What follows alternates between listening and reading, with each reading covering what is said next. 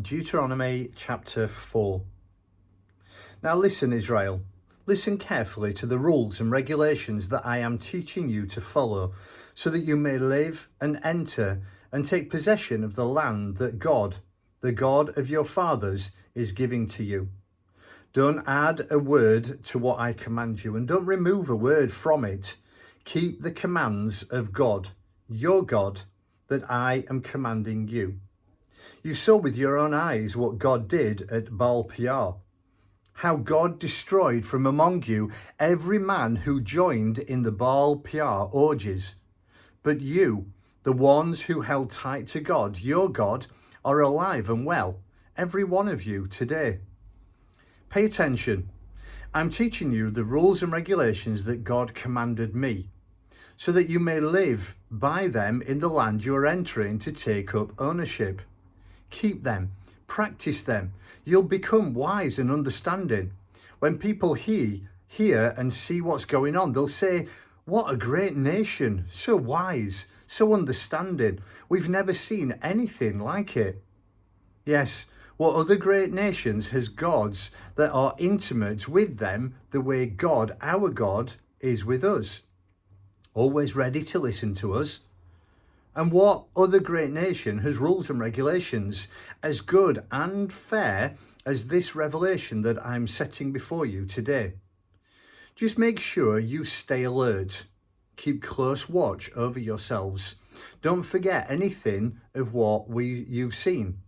Don't let your heart wander off. Stay vigilant as long as you live. Teach what you've seen and heard to your children and grandchildren.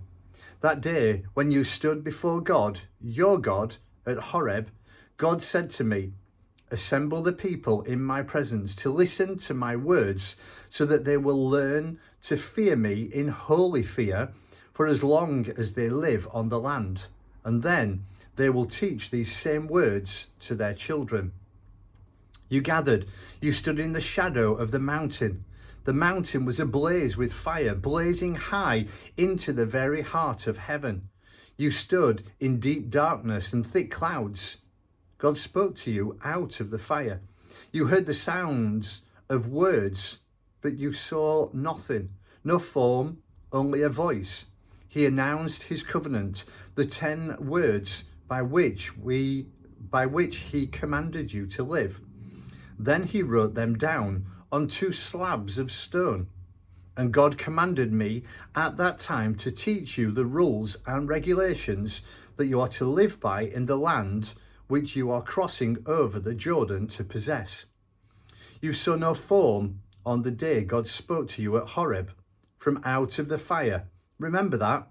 Carefully guard yourselves so that you don't turn corrupt and make a form, carving a figure that looks male or female, or looks like a prowling animal, or a flying bird, or a slithering snake, or a fish in a stream.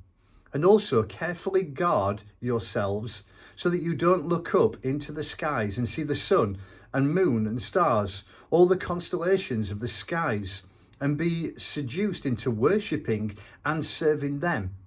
God set them out for everybody's benefit, everywhere.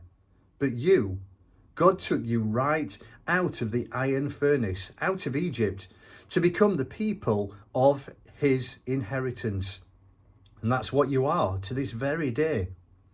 But God was angry with me because of you and the things you said. He swore that I'd never cross the Jordan, never get to enter the good land that God, your God, is giving you as an inheritance. This means that I am going to die here. I'm not crossing the Jordan, but you will cross. You'll possess the good land. So stay alert. Don't for a minute forget the covenant which God, your God, made with you. And don't take up any carved images, no forms of any kind. God, your God, issued clear commands on that. God, your God, is not to be trifled with. He's a consuming fire, a jealous God. When the time comes that you have children and grandchildren, put on years and start taking things for granted. If you then become corrupt and make any images, no matter what their form, by doing what is sheer evil in God's eyes and provoking his anger, I tell you right now, with heaven and earth as witnesses, that it will be all over for you. You'll be kicked off the land that you're about to cross over to the Jordan to possess. Believe me, you'll have a very short stay there. You'll be ruined, completely ruined. God will scatter you far and wide. A few of you will survive here and there in the nations where God will drive you. There you can worship your homemade gods to your heart's content. Your wonderful gods of wood and stone that can't see or hear or eat or smell.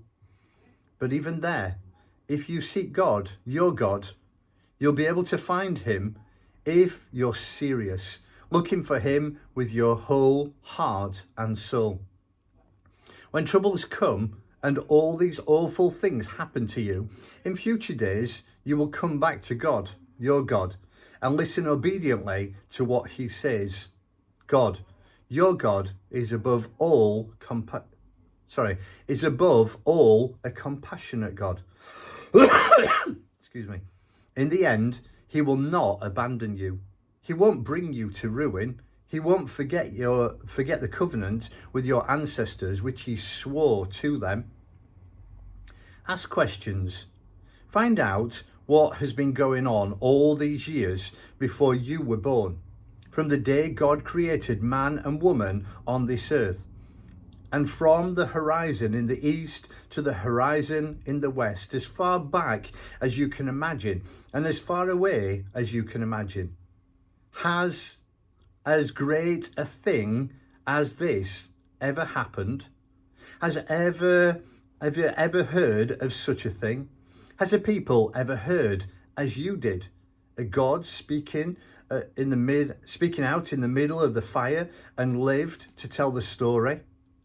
Or has a God ever tried to select for himself a nation from within a nation using trials, miracles, and war, putting his strong hand in, reaching his long arm out, a spectacular, awesome, and staggering, the way God, your God, did it for you in Egypt while you stood right there and watched? You were shown all this so that you would know that God is, well, God. He's the only God there is. He's it.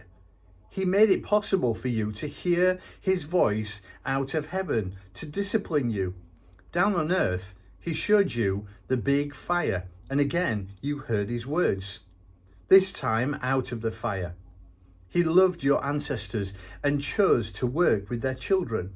He personally and powerfully brought you out of Egypt in order to displace bigger and stronger and older nations with you, bringing you out, turning their land over to you as an inheritance. And now it's happening this very day. Know this well, then. Take it to heart right now. God is in heaven above. God is on earth below. He is the only God there is.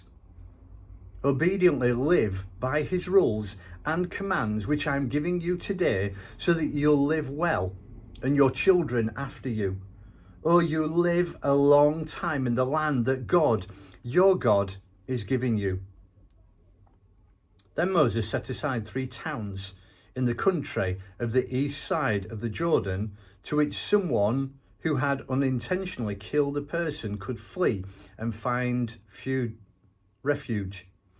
If the murder was unintentional and there was no history of bad blood, the murderer could flee to one of these cities and save his life. These are in the wilderness of the tableland for the Reubenites, Ramoth in Gilead for the Gadites, and Golan in Bashan for the Manassites. This is the revelation that Moses presented to the people of Israel. These are the testimonies, the rules, the regulations Moses spoke to the people of Israel after their exodus from Egypt and arrive on the east side of the Jordan in the valley near Baal Peor. It was the country of Sihon, king of Amorites, who ruled from Heshbon. Moses and the people of Israel fought and beat him after they left Egypt and took his land. They also took the land of Og, king of Bashan.